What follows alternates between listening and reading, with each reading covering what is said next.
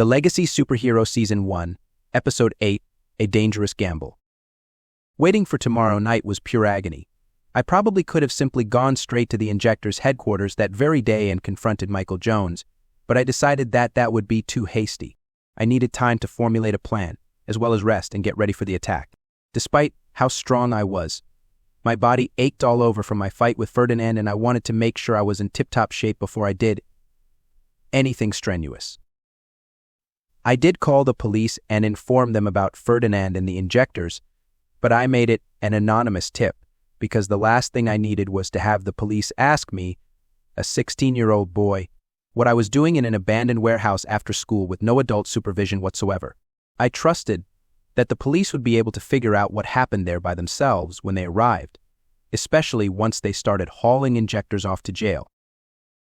Speaking of the Injectors, before I left Warehouse 19, I gathered all of the unconscious Injectors up and tied them together with some steel chains I found lying around, as well as neatly peeling their weapons up in a corner out of their reach.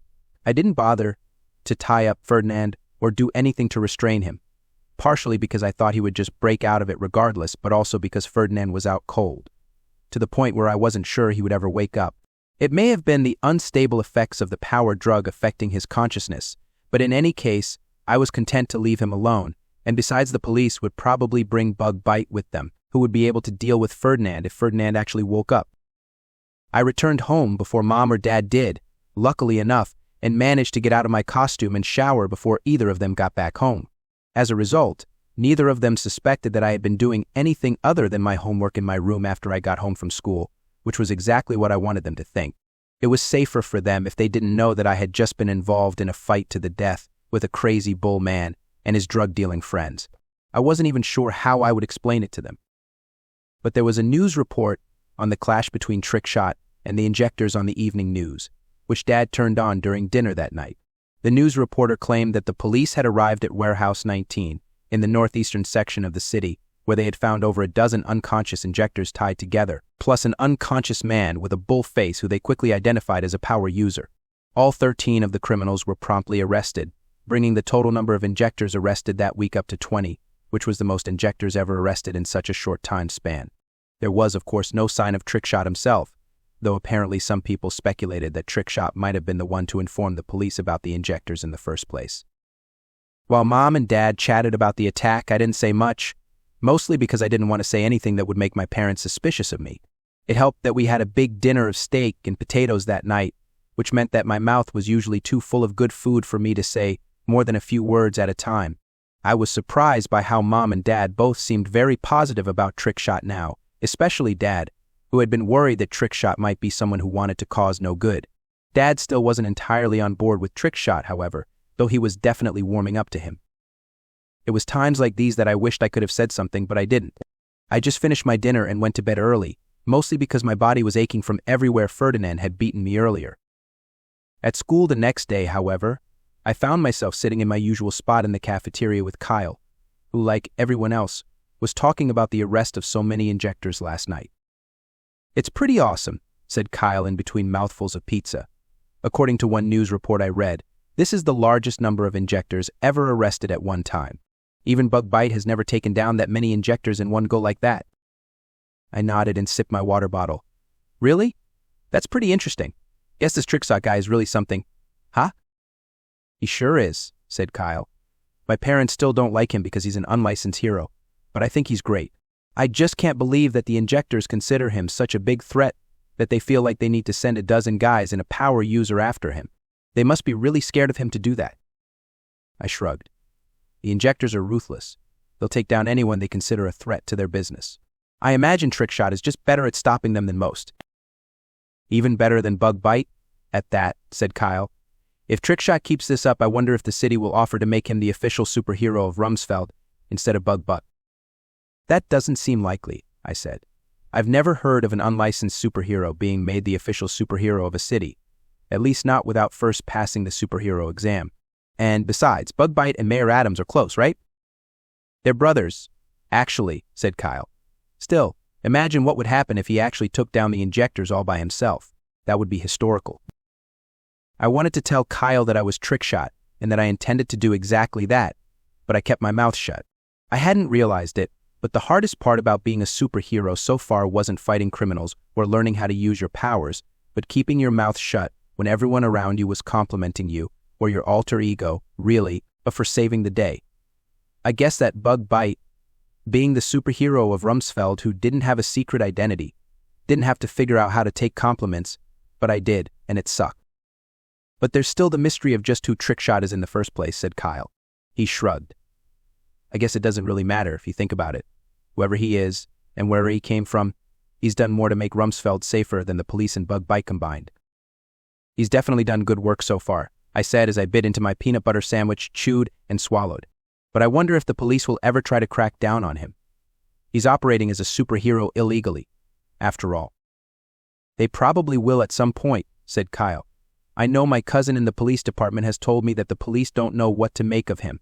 It doesn't help that Trickshot just keeps appearing and disappearing all the time, seemingly at random. But it's inevitable that they'll come after him at some point.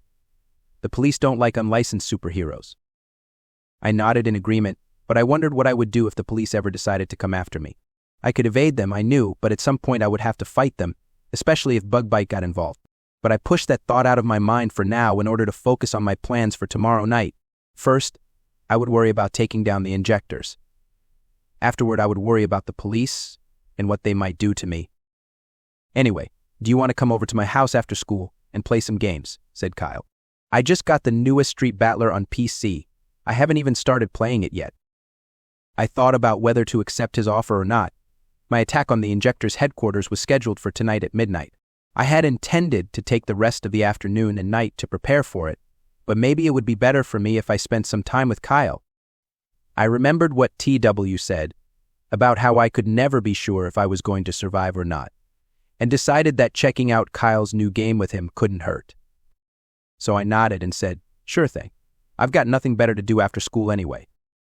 Great, said Kyle. We can go to my house as soon as school lets out. Don't worry about my parents. I've already asked them and they're okay with you coming over. Sounds good, I said. I'll call my parents and let them know where I'll be. I pulled my phone out of my pocket and quickly dialed our home phone number. I didn't have to wait long before I heard someone pick up the phone, prompting me to say, Hi, Mom. This is Jack.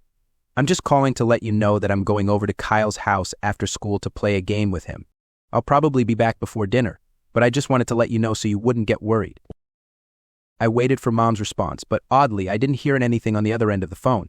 The phone was definitely working because it wasn't making the out-of-order beeping noise it usually made whenever it wasn't working, but I didn't know why Mom wasn't responding.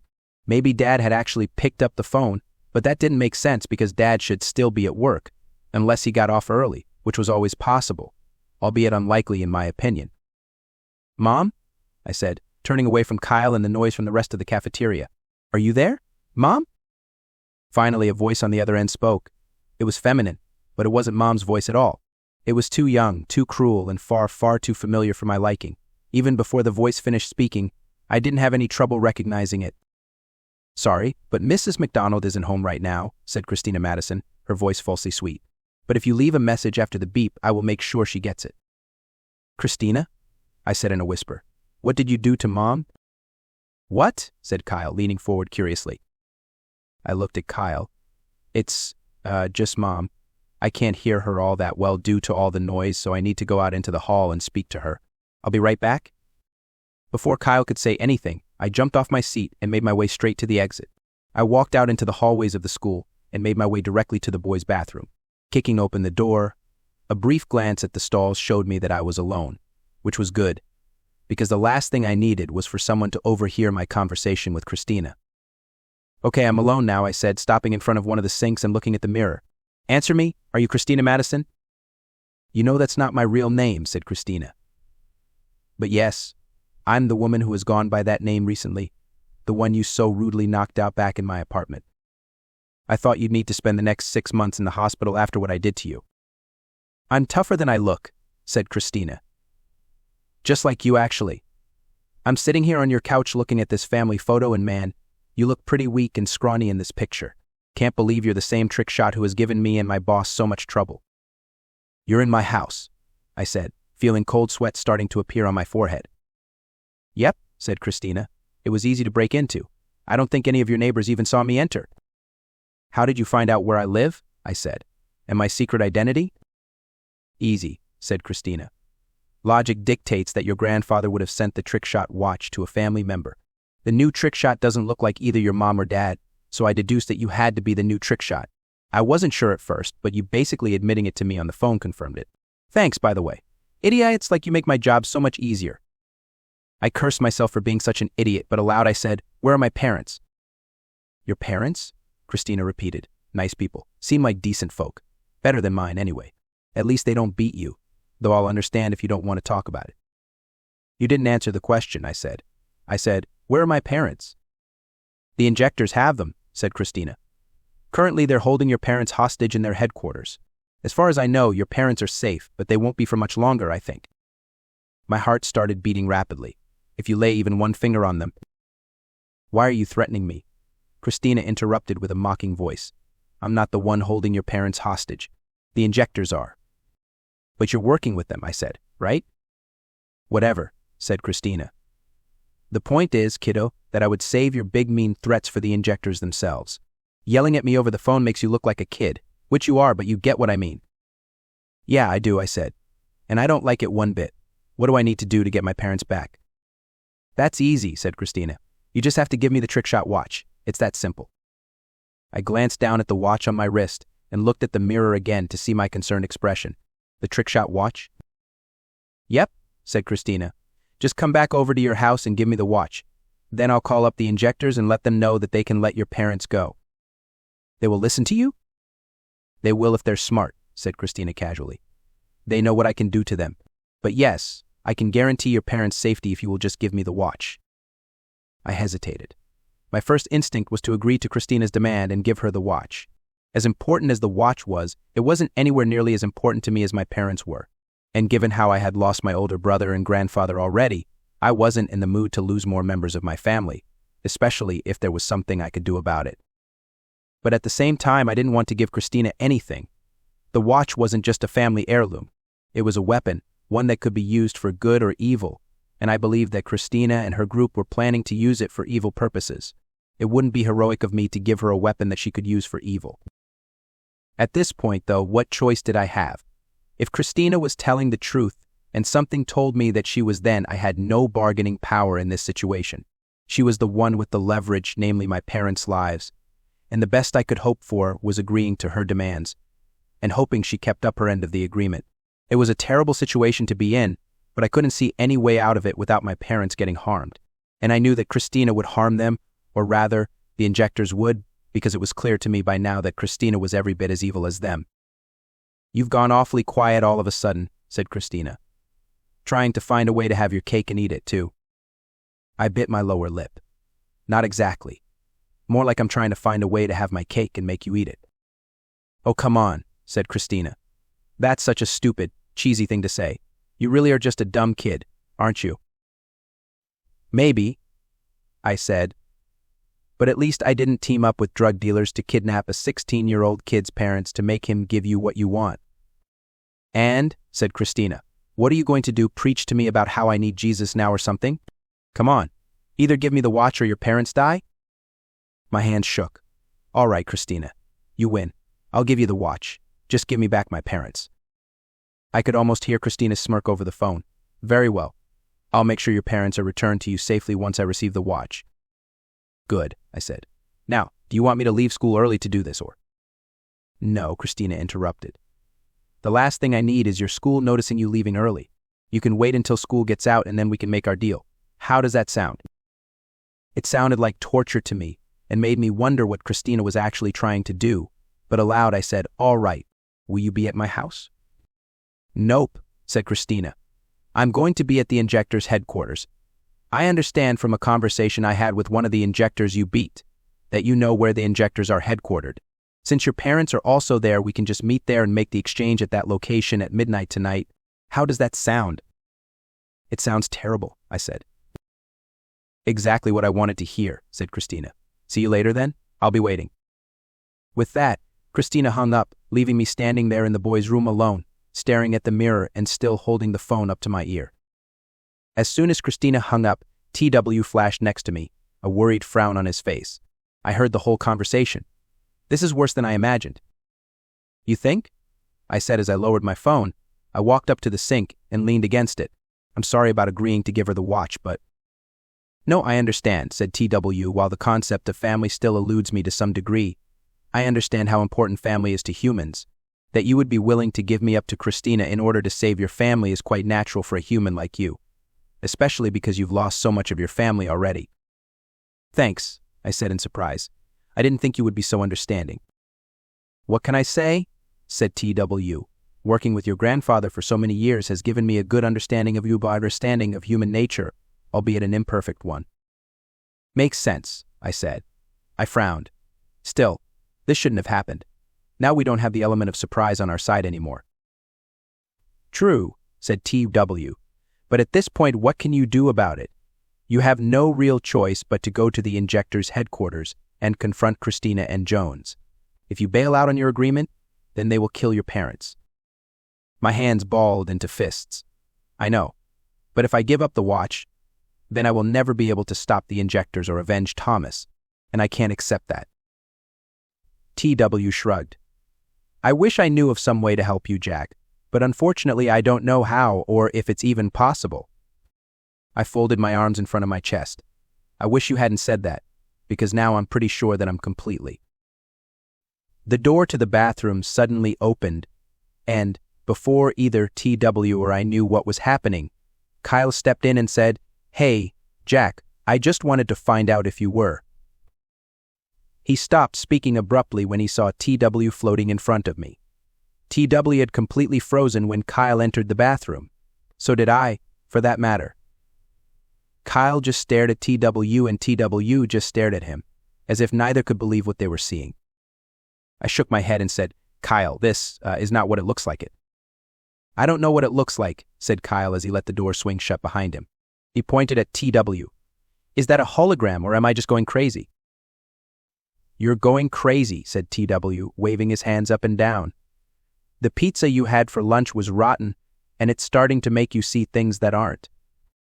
TW, cut it out, I interrupted. You're not fooling anyone, so you might as well drop the act. TW lowered his hands to his side sheepishly. Sorry. I was just trying to preserve our secret. Secret. Kyle repeated. What secret are you talking about?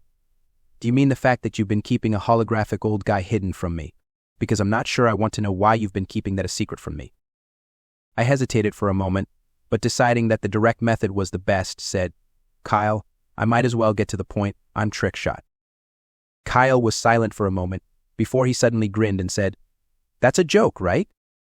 I shook my head. No, I'm serious. I can even prove it. Look. I flipped open the lid of the Trickshot Watch and pressed the red button. My suit instantly materialized around me, causing Kyle to nearly jump to the ceiling in shock. What the hell? Said Kyle, staring at me with uncomprehending eyes. Where did that costume come from? It doesn't matter, I said, shaking my head. I just need you to promise me that you won't tell anyone about this, because I'm trying to keep my identity a secret, and I don't want anyone else knowing. Kyle hesitated, but after a moment he nodded and said, Okay, Jack, I'll keep your secret. It's what friends do, right? But I'm going to have to ask why you've kept it a secret from me. Because I wasn't sure you were ready for it yet, I said. I put my hands on my chest. I'm still not entirely comfortable in this suit myself, so I wasn't sure how you would react to it. I think it's cool, but I have so many questions, said Kyle. When did you get the costume? How do you have superpowers? And just who is this hologram anyway? I answered all of those questions as quickly as I could, giving Kyle a small recap of everything that had happened since my 16th birthday. I left out a lot of unimportant details because I didn't know how much time we had left before someone else walked in on us. I did, however, take off my costume just to be safe, now that there wasn't a need for Kyle to see me wearing it. T remained visible but was ready to disappear into the watch at a moment's notice if necessary.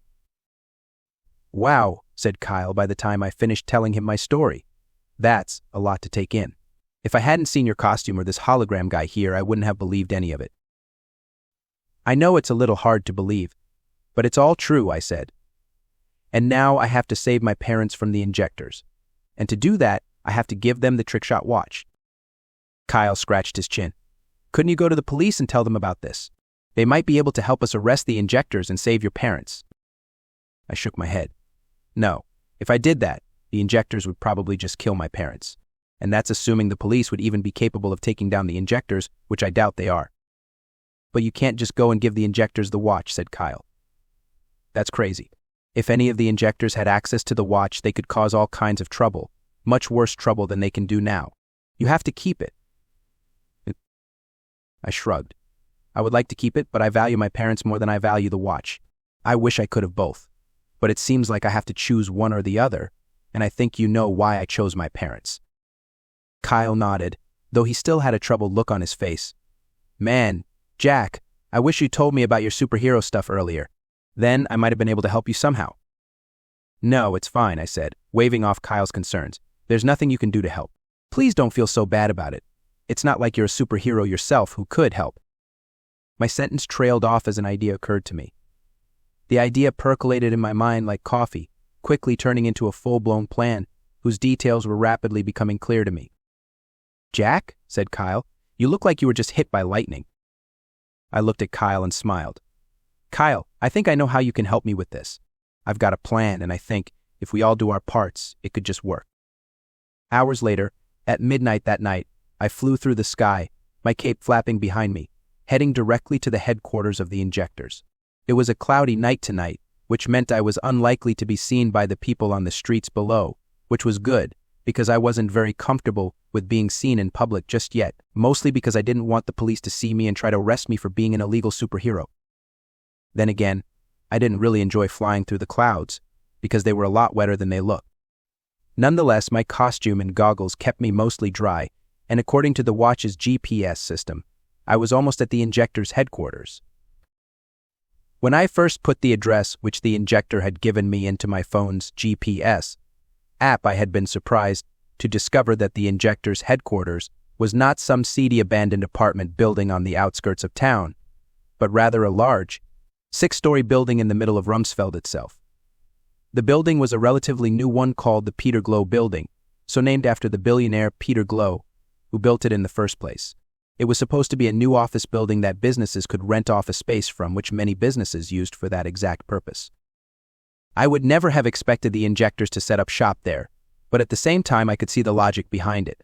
After all, no one would ever expect the most infamous drug cartel in town to be set up inside a legitimate business building where plenty of real, honest businesses did work. I did wonder, though, how they had managed to go so long without arousing the suspicions of the police or anyone else who used the building. I figured they had to be using a fake business name and front to trick people into thinking that they were just another business trying to make a profit. But it didn't really matter to me how they had managed to conduct their business, because soon their entire enterprise would come crashing down around them, and they wouldn't even see it coming, assuming, at least, that my plan worked. There. According to my watch, I was now directly above the Peter Glow building. Pausing in midair, I slowly lowered through the clouds until I emerged from the underside of the clouds and got a good look at the Peter Glow building itself directly below me. The Peter Glow building was even bigger in person than in the pictures. Though not the tallest building in downtown Rumsfeld, its newness made it stand out in comparison to the other buildings around it that had been built much longer ago. Streetlights reflected off its windows, while the words Peter Glow building in front of the building glowed white. "There it is," I muttered. "The headquarters of the Injectors themselves." TW flashed into existence next to me, a worried look on his face. "It certainly doesn't look like the place where drug dealers would set up shop, now does it?" "No, it does not," I agreed. "But that's why they chose it, obviously. I can only imagine how they've managed to do business in there for so long without being caught." "Drug dealers are often cleverer than most people give them credit for," said TW. "But in any case, their business is about to be upended, isn't it?" I nodded. "Yes, which reminds me." I pulled my phone out of my pocket and dialed Kyle's number. I only had to wait one ring before Kyle answered and said, "Hey, Jack, are you at the location?" "Yes," I said. "I'm above the Peter Glow building even as we speak. Are you ready to call the cops?" "Yeah," said Kyle. "Do you want me to call them now?" "Of course," I said. "It will take the cops at least 10 minutes to get there, which I estimate is how long it will take for me to have my meeting with the Injectors. By the time I'm done talking with them, The police should have the building surrounded and the injectors will be trapped like rats. Right? Said Kyle. I'll call my cousin. He's pretty high up in the police department, so he should be able to get things going quickly. And he'll definitely make sure to keep my tip anonymous to protect me from the injectors in case things go wrong. Good to hear, I said. Now, I'm going to hang up, because I don't want to be late for my meeting with the injectors. See you later. I hung up the call and put the phone back into my pocket. I glanced at TW, who disappeared back into the watch, and then started to descend to the roof below. As I descended from the sky, I briefly went over in my mind the plan that Kyle, TW, and I had hammered out only hours before. It was a relatively simple plan, all things considered, but I was amazed we had managed to figure it out so quickly. I guess that's just what happens sometimes when you only have a limited time to come up with a plan. The plan was this: I would go to the Peter Glow building to meet with the injectors. Ostensibly, I was to give the injectors the Trickshot Watch in exchange for my parents. But in truth, I would do whatever I could to distract the injectors long enough for Kyle to call the cops and tell them about the injectors' headquarters. I needed to distract the injectors long enough for the police to arrive and surround the place. Once they did, I would not have to worry about my parents, because the injectors would have no choice but to hand them back over to me and I would get to keep the watch. Landing on top of the building, I briefly glanced around to take in my surroundings. There wasn't much to look at, aside from the air conditioning units.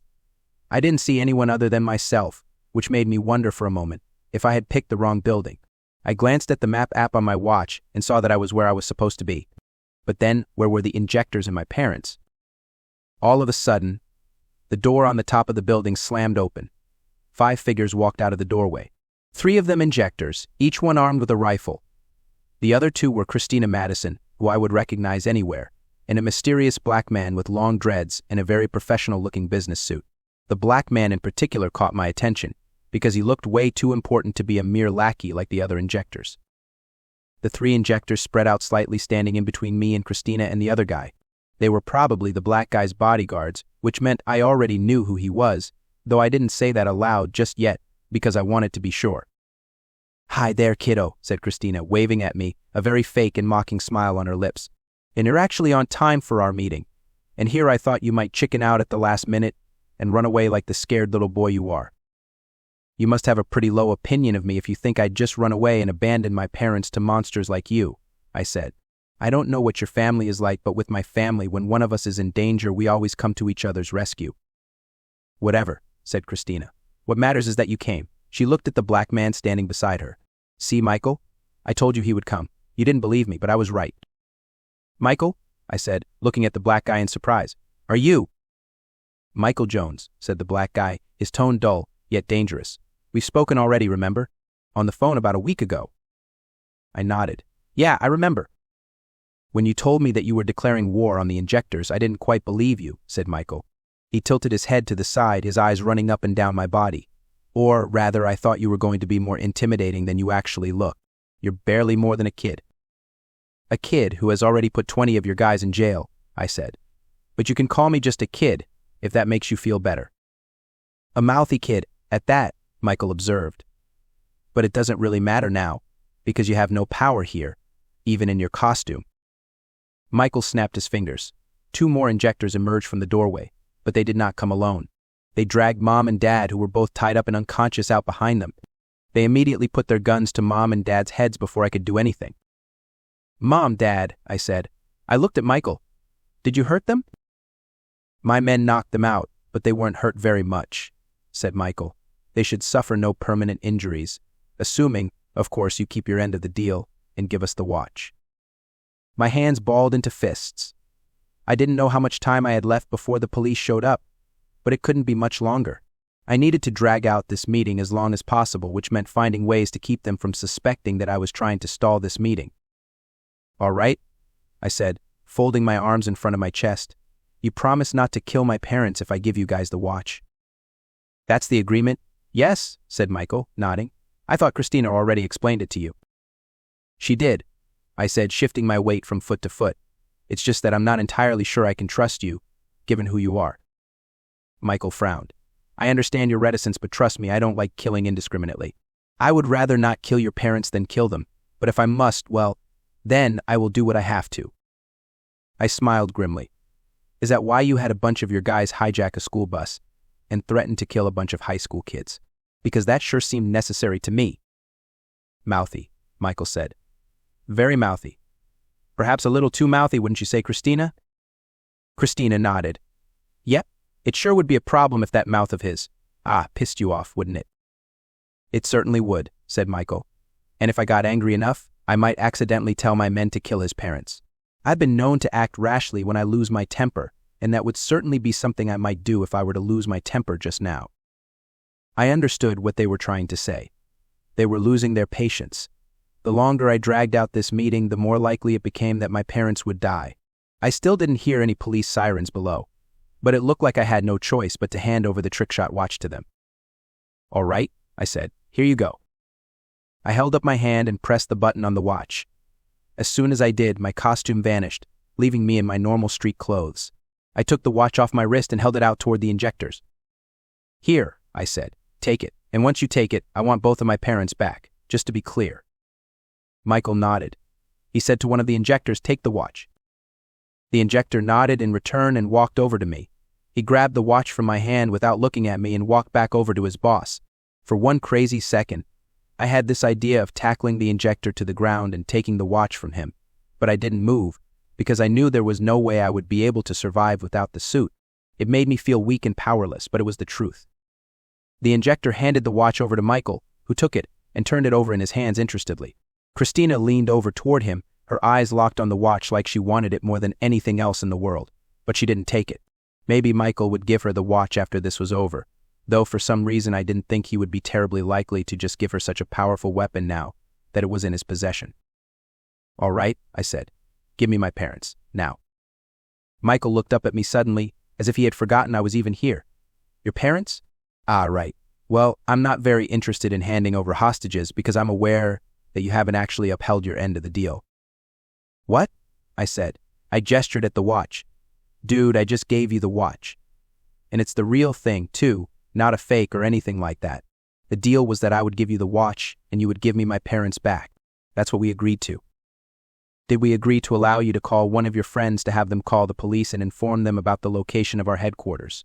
Michael said, tilting his head to the side. Because I certainly don't recall agreeing to that part of the deal, unless my memory is bad, which it isn't. I gulped. What are you talking about? I didn't call the police and I haven't told any of my friends about you. Liar, Christina said. I have contacts within the Rumsfeld Police Department who informed me of a call from a teenager named Kyle Deniger regarding a tip about the location of the Injectors' headquarters. Of course, my contact has made sure that that information doesn't reach the police chief, but it's still obvious where that kid got that information from and what he was planning to do with it. You have no excuses, kid, said Michael, interrupting me coolly and smoothly. I suspected you might try something like this, because supers like you generally do. That's why I am not going to give you back your parents, because I don't deal with people who double-cross me. Then Michael suddenly barked at the Injectors, shoot him now. Before I could do anything, the Injectors aimed their rifles at me and fired. The end of the Legacy Superhero Season 1, Episode 8, A Dangerous Gamble.